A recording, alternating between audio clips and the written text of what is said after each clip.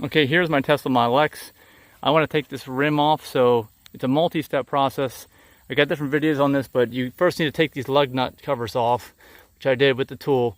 You get the right size wrench here, and it's 21, I believe. I got another video on that too. It's this one right here, 21. Then you need to get your jacking block. Okay, so this video really is about how to use this jacking block, because you must have this jacking block or something like it in order to lift the car up. So assuming you know how to do all those other steps, like I said, I got other videos on it. Let's see how this jacking block works. You see these 3 holes? They correspond to these 3 holes. And it goes right up in there so that your jack can rest on this and not damage anything around the car.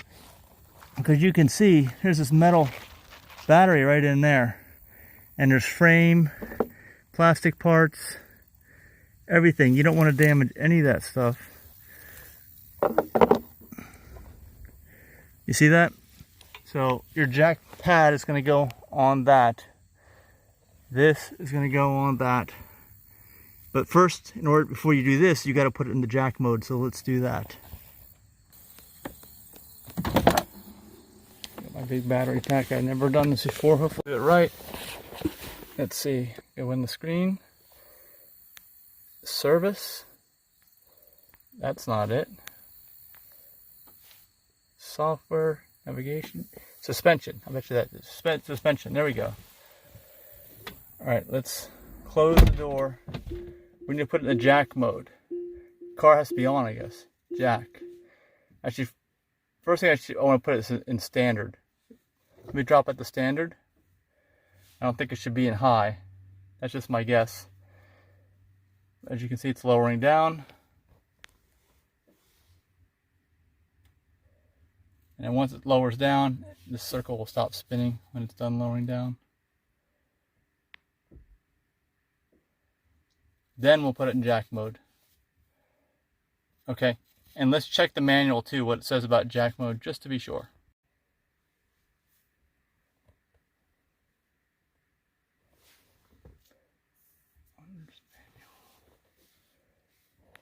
Index of terms.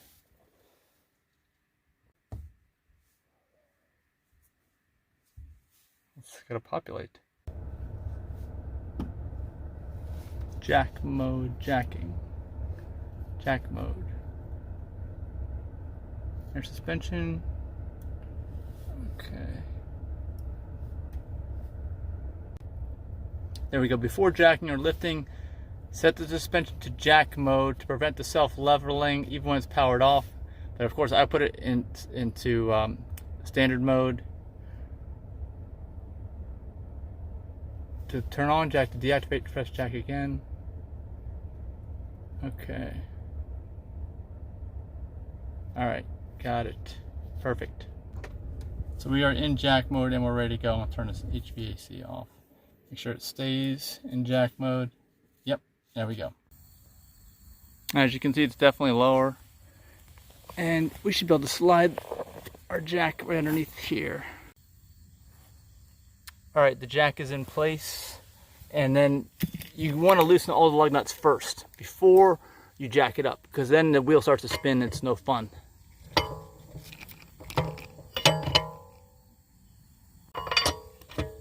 Just loosen them a little bit. So all you need is a little bit so they're slightly loose, then you're ready to go. Make sure this is centered under the pad.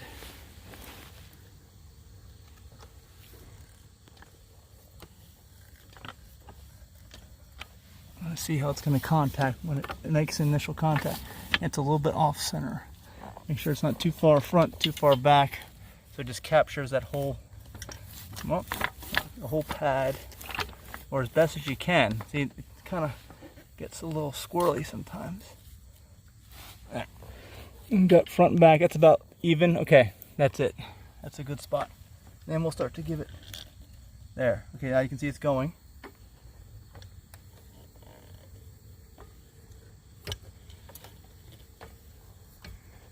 Things are going up.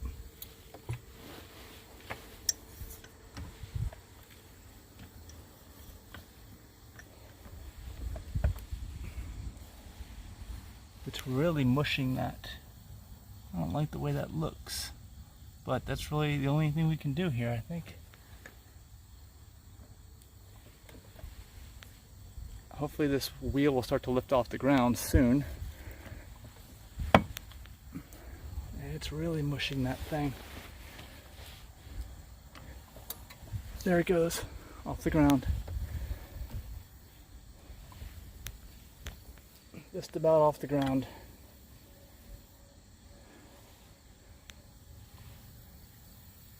I hope that thing's durable.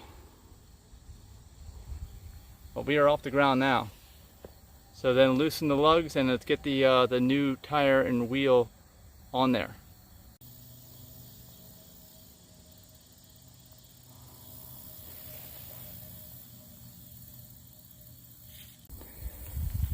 Alright, tip for changing the tires. These are all my tires. They're not labeled. I wish they had labeled them when they took them off. There's the old lug nuts right there. But they didn't, and I don't think these are, I think theirs are bidirectional, not unidirectional. Like these are unidirectional, so I already know what wheel they go on. Do they have unidirectional arrows on them? I think that they do. Maybe they don't. Maybe these aren't unidirectional either, and if they're not, it's going to be hard to figure out which is which. I may end up putting it on and going in reverse direction, which is sometimes not good. It makes a lot of noise sometimes when you do that. Okay, Model X has staggered wheels, so it has wider ones in the back. At least we know that. But I don't think we're going to know which side goes where. I was thinking maybe I could put these in one direction or not. Actually, it looks like they're facing, the fins are going on the car right now. The fins are on the passenger side, narrow in the front and wide in the back. And on the driver's side, they are wide facing forward and narrow in the back. So I might just use that as the guide. And if that's the case, then this one would go, let's see, because they're the exact same rims. See, there's no identifying in the bags or anything. I might want to mark these next time, I don't know. And you can see made in China. Look, everything was made in the United States on these Teslas. Look, made in China on the rims. Okay, well if I use this, no, I guess either way, it's going to be opposite of what I have. See, this one will be the wide part facing forward and the narrow part facing back on that way. And on this one,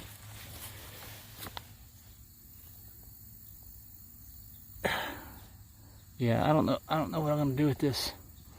I'll have to try to figure this out. Well, what I'm going to go with for now is that this tire appears to have more wear on the inside than this one does. So, and it's typically worn more on the passenger side, so I'm going to put the one with the more wear on the inside on the passenger side. I'm going to drop like a note inside each bag so I know if it's passenger or driver side for the ones I'm taking off. Okay, I've got all the lugs off. Alright, it's just kind of hanging on there. Should pop right off. Okay, I got it off. And you can see where the electrified garage in Rich Rebuild's place, where they scuffed my rims here. And I painted over it with black, but you can still see what they did when I had the work done. So let's move this out of the way without touching the jack, hopefully. And here is my suspension. Here's the camber bar right here that was replaced with new stuff.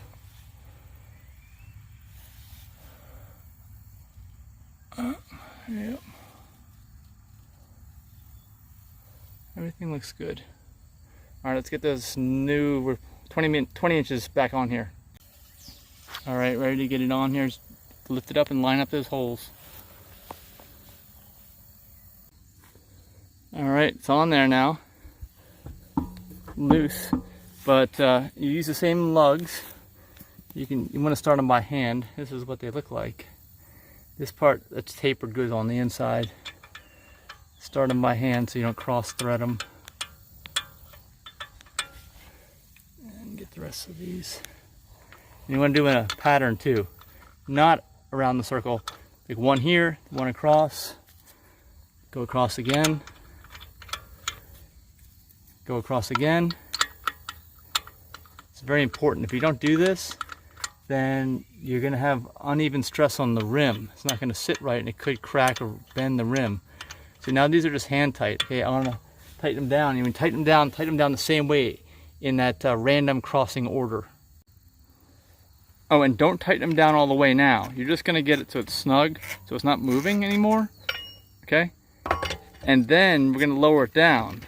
And then we're going to tighten it when it's down. Because if you put too much force on these things, it's going to try to spin the tire and possibly knock your car off the jack, and you don't want that. See how I'm doing that crisscross pattern again? That's what you want to do. All these little things. And you don't know if they're doing it at the shop. And of course, you should probably use a torque wrench on these. I don't have one, but I've done this enough times. I know about how much pressure to put on them. All right, so once you get them in snug, then you want to go to each one again. So you want to make sure this rim is flat against the hub before you put it down. See, that one spun a little bit more. And they will spin a little bit more. Maybe you need to do this twice. That's good. See? Try not to damage the wheel with your tire iron. But see, I'm just doing them just a little bit. I'm just hand tightening. And actually third time's the charm, right? Make sure they're all even. And then lower the car down on the jack. See, that one spun a little bit. Now you got even pressure. Now we lower the car down on the jack. And to do that on this type of a jack, you just twist. You should twist this counterclockwise, I believe. Let's see if that's right. Counterclockwise. There we go. And there's that block. It's coming back to life. Oh no. Looks like it's broken. Yes, it is broken. Well, I'm going to have to make a warranty claim. Maybe we need to get one that's metal, because this is not acceptable. Look at that. Oh man, I don't know if I'll be able to do the other tires now. That just broke right off from the block. That's not good. Alright, let's tighten these now. Tighten them. Alright, these are all snug. Now you don't want to put these black ones back on. Now we want to put the silver ones back on that match.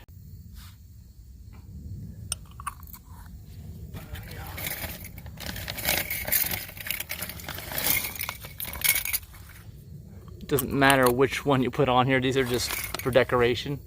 See, it looks a lot better than what's on there. And then the last step, one other step, you want to check the tire pressure. Definitely check the tire pressure now when you're changing tires. And you can go inside the car and we can change the look on the screen now too. It's a new feature, which is cool. You do not have to go to the Tesla dealer anymore to do that.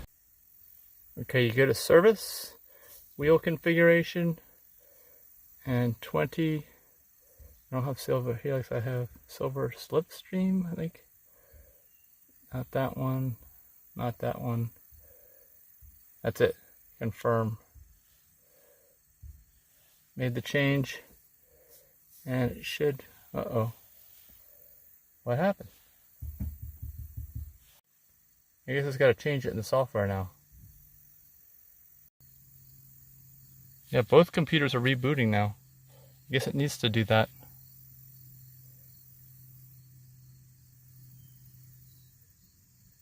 Yep, okay, there it is. Got the new rims. Perfect. This one's turning back on now too. Looks like jack mode went off. It's hard to tell. Let's see. All right, there we go. Okay. Just make sure it's in jack mode and we can finish off. All right, thanks so much for watching. Be sure to subscribe, hit the thumbs up and the bell for notifications. We'll see you in the next video.